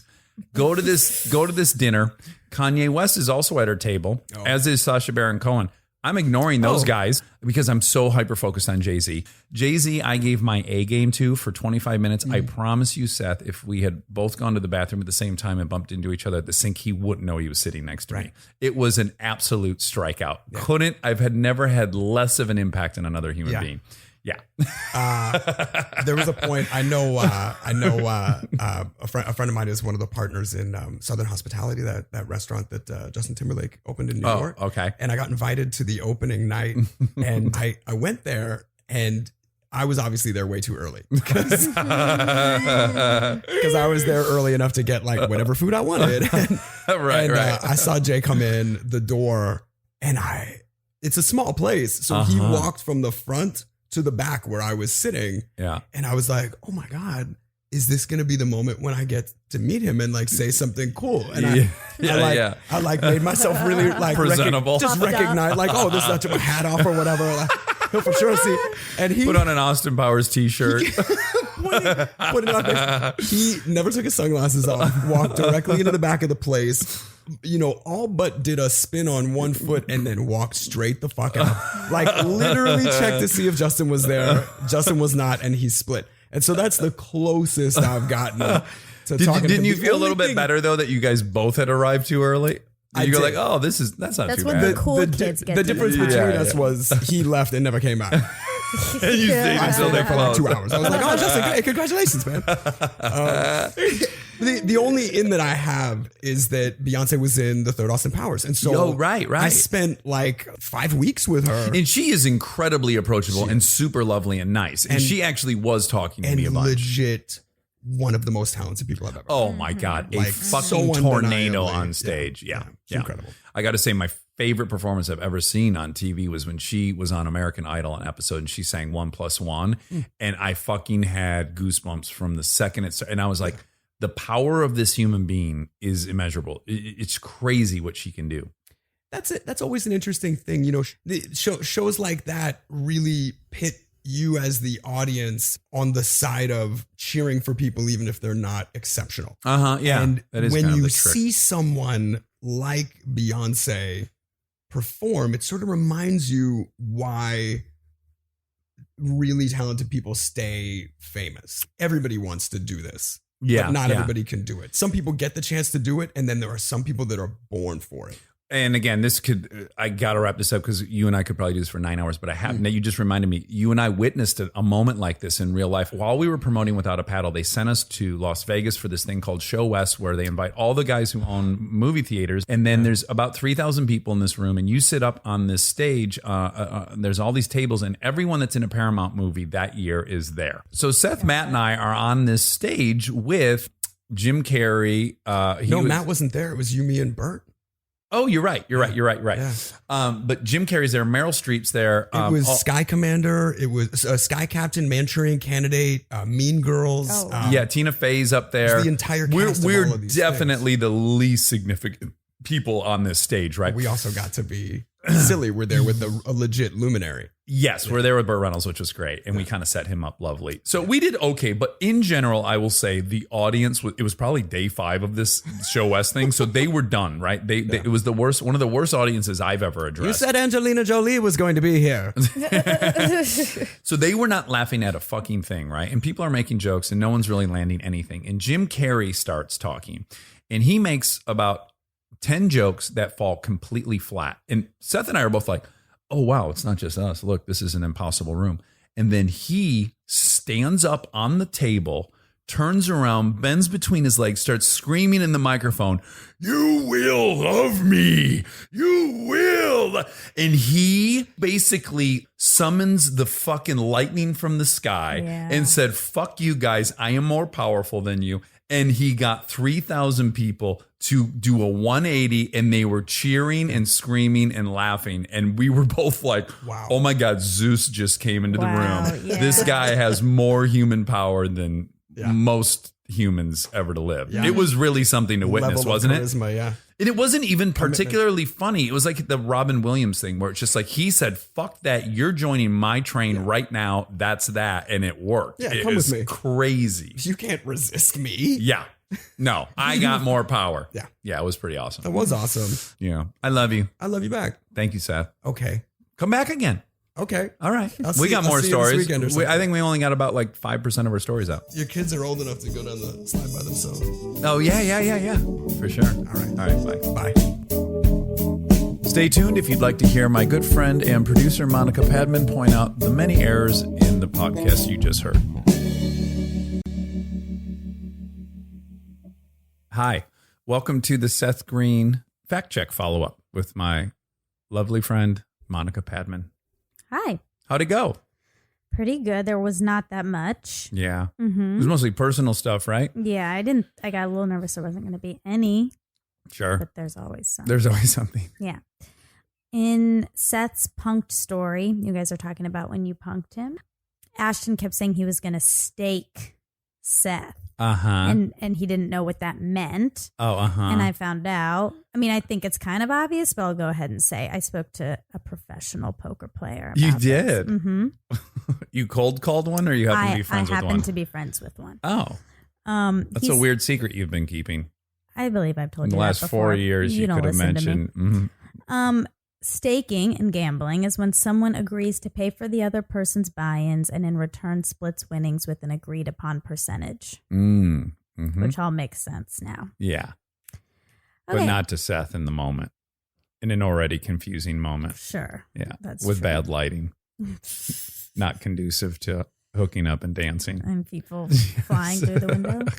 So then you were talking about Bart the bear Mm-hmm. on your movie, Yeah. Without a Paddle. And you said he's 1,400 pounds, and he's actually 1,779 pounds. Oh my gosh. I'm so happy to hear you say that, because as soon as you said 1,400 pounds, I'm like, she's going to say he was 800 pounds, like half Yeah. as much as he is in my memory. But that's great. Yeah, he's actually 1,700 pounds. Uh-huh. I'm going to add another fact that you won't be able to substantiate, but the grizzly bear is considered the biggest bear, Mm-hmm. and that is based on mass. So it's the heaviest bear, but the polar bear is taller. And I do interesting. believe they have shot polar bears that are over 10 feet tall. Really? Yeah. Why? Why'd they shoot them, or why are they over 10 why feet did they tall? shoot them? Just because they're really tall? Well, because people are assholes, and they used to. Well, no, they killed specifically because it was inordinately tall. They didn't They like just were how on tall he was? Yeah, I just remember. If you've ever been in one of these Bass Pro Shops, they're all over America. They're very fun to go into. Have you been into one? I'm sure I have. Like there's a lake inside, right? Like an aquarium lake, and there's uh-huh. bass and all this stuff you'd find in a rural lake. And then in the bathrooms, they have all kinds of weird pictures of trophy hunters and the records. I was at a urinal in one, and there was a photograph of a boar in Russia that was 1,800 pounds. So I had no idea they got that big. Wow. And then I think there's also, there's like statues of the polar bears, the big ones that they've shot, or photographs. At any rate, somehow I know that they're over 10 feet tall. That they're Wow. taller than grizzlies, but not as heavy. So you said that the suites that they put you up at the Four Seasons in Toronto were 2,000 square feet. Oh, that's a huge exaggeration. I can already feel it. Well, so I called. Oh, wow. I called the Four You really Seasons. turn over all the rocks. Yeah, I'm a good student. I called, and so the largest rooms at the Four Seasons Toronto are 3,800 square Oh, feet. my goodness. There's a pattern emerging. I know, but I don't know that you were in the largest room in the Four Seasons. I don't know. We also don't even know if the hotel is the same configuration as it did in 2004. I right? That's didn't ask that. 14 no. years ago. They may have. But that's amazing. 3,800 square feet. That is a very well-appointed home. Yeah, that's a large living space. Yes, that's a McMansion. And it's presumably just one floor. There's no way it's 2 floors. Maybe. It's not It like could one of be. these, It could have stairs. Let's hope. I once went to a hotel room that had like a, budget inn or whatever that That's a rental car chain. no, that's yep. Yeah. That's not budget inn. No. There probably is a budget in. I think there is. And I Yeah. think I went to one and I think You it had believe 2 there is- stories. This can't possibly be true. I'm that pretty a budget sure. inn has a 2-story room I'll for fact $39 a night. With my dad. Okay, so Seth joked that he has the standing heart rate of a hummingbird. And the average Lest anyone be concerned. right. Yeah, I don't, he was joking. It was Yeah. clear. Yeah. But I just wanted to, give some facts on that. The average heart rate of a hummingbird during flight is 1,200 beats per minute. Holy smokes. Mhm. When resting, heart rate reaches 250 beats per minute. And an average human resting heart rate is 60 to 100 beats per minute. I forget the number, but you remember when you and I were listening to the Sam Harris episode on scaling, and they said, with the exception of humans, there is a pretty consistent amount of lifetime heartbeats across the spectrum of mammals or animals. Yeah. So if there's a limited amount of heartbeats, the last thing I'd want is a 1,200 beats per minute heart rate. 'Cause Yeah, you're you're just wasting. boogieing through time. Right. Yeah. Was that Sam Harris or Radiolab? It was Sam Harris. It was the guy on scaling. Remember how he had modeled every animal, and he found that you can scale up from the smallest insect up to humans, and then onwards to cities. That the pattern still emerges. Yeah. I remember you were telling me about it. I don't think I listened to that one. And for some reason in my head, it's Radiolab. But I don't know. Okay. And then you said that The Italian Job was a $100 million movie. Mm-hmm. And The Italian Job cost $60 million to make, and it earned $176.1 million. Worldwide. Yeah. Yeah. So what's interesting about The Italian Job is that it, on its first domestic run, it didn't make it to 100. It just shy of 100. And then they weirdly, which they never do, they re-released it like 6 months later for a couple weekends, and then it crossed 100 million domestically. Oh, interesting. Isn't that weird? Yeah. You mentioned a podcast that we both listened to where the guest says it's easier to act your way into changing your thinking than think your way into changing your actions. Mm-hmm. And I just wanted to say that is from the Sam Harris podcast, sure. as predicted. And it's episode 110 called The Change Artist. The guest on that episode is AJ Jacobs. And you said a lot of stuff about him that was kind of wrong. Sure. Kind of right, kind of wrong. Uh-huh. He's a writer and I journalist. don't know why I agree to do this. It's such a... It's good. You need to. Yeah. Especially the way I talk. It's very yourself. irresponsible. He's the author of several New York Times bestsellers, editor at large for Esquire magazine, Mm-hmm. and he contributes to NPR and has written for the New York Times, Washington Post, and other journals. And so when he lived biblically, which he did, it was for a year. Oh, just a year. I think I said 2 years. You said 3. And Okay. and in the 300% off. That's not bad. that's pretty close. Yeah. In the other experiment that you referenced when he got really healthy, which he did do that was supposed to take a year, but it took him 2 years because he was so out of shape. Oh, it took him a year just to get to base. I guess so. And he did a lot. It's an interesting podcast. He did a lot of stuff. It's worth checking out. Yeah. Okay, so you guys were both trying to remember a book about psychedelics by Terrence McKenna. Yeah. Oh, yeah. What's that Okay, called? so he wrote a lot of books, so I'm not really sure which one you guys are referring to. But is it psilocybin? Nope. The Mushroom Grower's Guide. No. Okay. Is it Food of the Gods, The Search for the Original Tree of Knowledge? No. Oh, boy. Okay. Is it True Hallucinations? No. These are all very intoxicating Is it? titles, figuratively and literally. The Archaic Revival? Ooh, that feels like this is the book I had. Or Sacred Mushrooms? No, I think it was Archaic Revival. Okay. Well, he was written a lot of books. Yeah.